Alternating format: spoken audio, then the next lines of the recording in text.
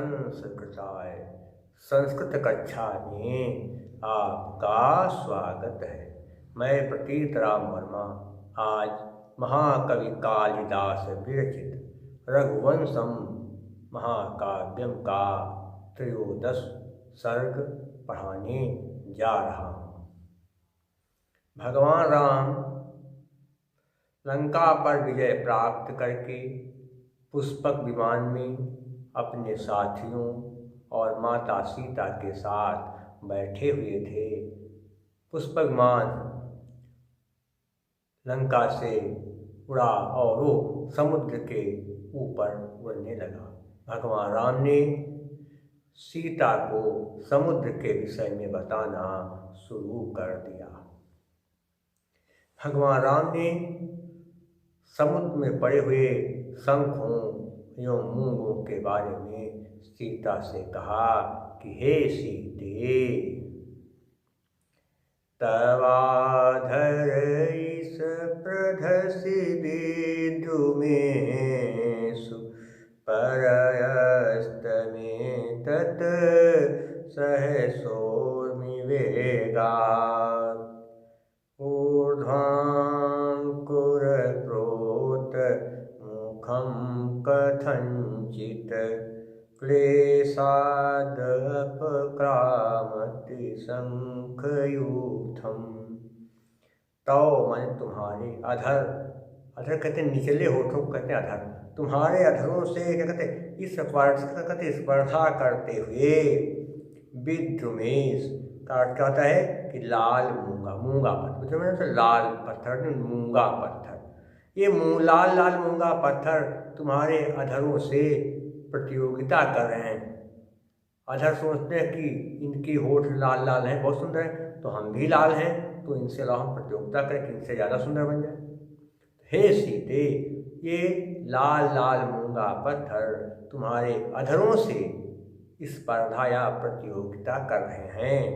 और परयस्त मैंने फेंका गया, परयस्त फेंका गया, इसके द्वया सहसा अचानक ऊर्मि वेगात्, ऊर्मि कहते लहरों को, वेगात् लहरों के वेग से, लहरों के वेग से ये मूंगा पत्थर अचानक फेंका गया बाहर समुद्र से। हे सीते, ये लाल लाल मूंगा पत्थर समुद्री लहरों से अचानक बाहर की ओर फेंके गए और समुद्र के किनारे किनारे शंख पड़े हुए थे, खुले हुए शंख पड़े हुए थे। ऐसे में क्या हुआ कि ऊर्ध्वांकुर अप्रोत मुखम, जो मूंगा पत्थर थे वो शंखों के मूंगा, जो शंख मूंगा लाल मूंगा पत्थर थे वो शंखों के मुंह में घुस गए।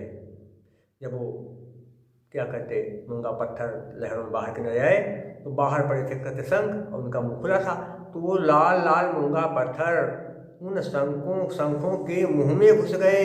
इससे उन शंखों का मुंह लाल मूंगा पत्थरों से भर गया। ये हो गया। ऐसे इसमें क्या हुआ, जब भरने लगे वो लाल मूंगा पत्थर शंखों से क्लेशाद कष्ट से अपक्रामति हट रहा है या हट रहे हैं, शंखयूथम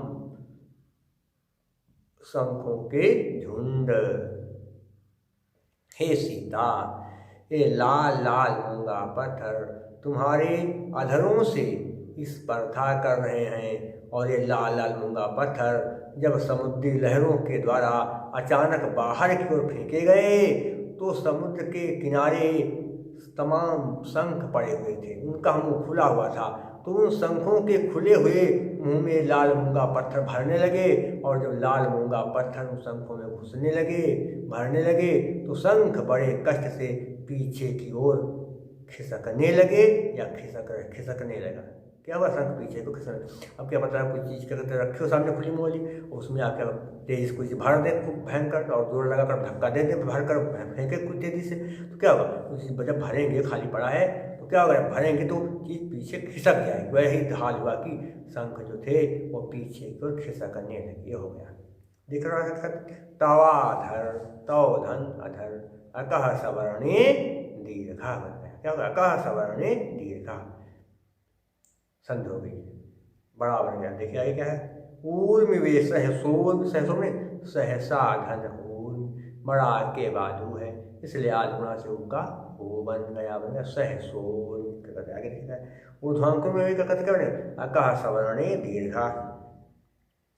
क्लेशाद अपक्रामत, क्लेशाद कहते क्या कि क्लेशाद धन अपक्रामत, क्लेशाद ताका दामना किससे झलाम जसवंत से क्या कहते क्या बने कहते ताका दामना, झलाम ता है झल और उसके बाद आया तो संधि करने पर ता जो है अपने वर्ग के तीसरे अक्षर में बदल गया, ताका दा बन गया क्लेशाद।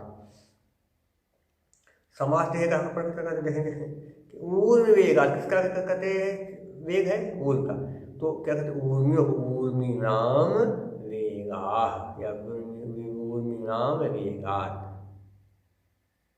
षष्ठी तत्पुरुष समास। शंख यूथम में क्या बनेगा शंखानाम यूथम, षष्ठी तत्पुरुष समास हो जाएगा। और इसमें देखेंगे प्रत्यय का पर स्तंभ में परि उपसर्ग है असुधात, असुधात और कत प्रत्यय, परस्तंभ में परि उपसर्ग असुधात कत प्रत्यय। और उसके अलावा देखें क्या कहाँ पर क्या है इस परदेश में क्या होगा ऋणी प्रत्यय, क्या होता प्रत्यय ऋणी प्रत्यय है। और अलंकार कौन सा है, शंखों की समानता अधरों से की गई इसलिए यहाँ पर क्या है उपमा अलंकार। प्रैस्फुटम सुंदरम सामुपेत्य विधीयते।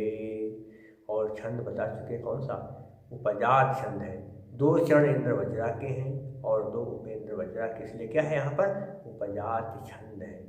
अनंत रोदी रीतिलक्ष्म भाजो पादो यदीया उपजातयस्ता, इत्थं किलान्य स्वपिमी स्थितासु वदन्ति जातिस वदनेव नाम।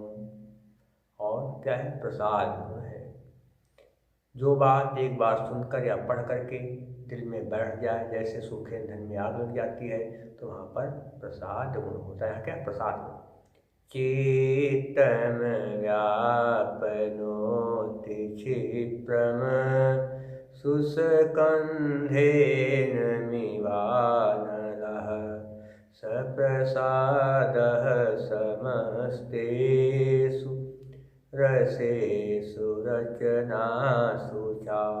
समास यहाँ पर बहुत कम है इसलिए यहाँ पर वैदर्भी रीति है और भारतीय प्रत्यय है। शेष मैं आपको अगले अंक में पढ़ाऊंगा, तब तक के लिए नमः संस्कृताय।